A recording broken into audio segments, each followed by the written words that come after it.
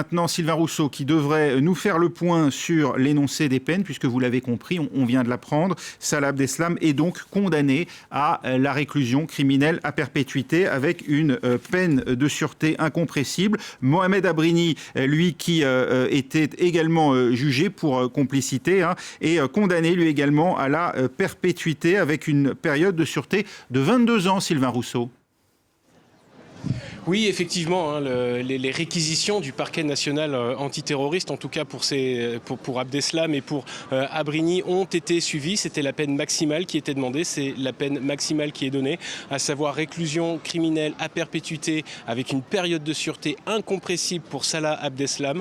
Il a été jugé comme co-auteur des attentats du 13 novembre à Paris et Saint-Denis.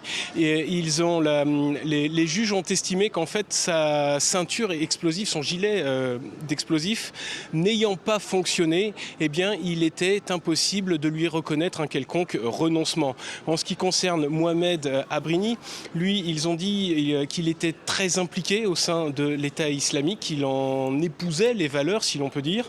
Il est reconnu coupable de meurtre, tentative de meurtre, séquestration et logistique. Il écope donc d'une peine de prison, lui aussi à perpétuité, mais avec une période de sûreté de 22 ans. Période de sûreté de 22 ans pour Mohamed Abrini. Alors on l'a appris, l'ensemble des co-accusés sont bien reconnus coupables de l'ensemble des faits, sauf un, c'est Farid Karkash. Oui, effectivement, c'est celui qui avait fourni les faux papiers, notamment lors de la fuite de Salah Abdeslam, ou même les faux papiers pour rentrer sur le territoire français. Lui, effectivement, il a été reconnu qu'il ne savait pas pourquoi il travaillait. Il est simplement reconnu coupable d'association de malfaiteurs. C'est-à-dire que les juges ont estimé qu'il se contentait en fait de faire des faux papiers, de faire ce qu'il savait faire, mais qu'il ne savait pas pourquoi ni pour qui il les faisait.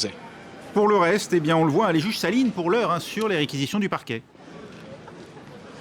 Oui, effectivement, les réquisitions du parquet que l'on avait trouvées, que l'on avait jugées très sévères. Ils avaient demandé pratiquement la peine maximale pour tous les accusés, surtout pour les principaux accusés.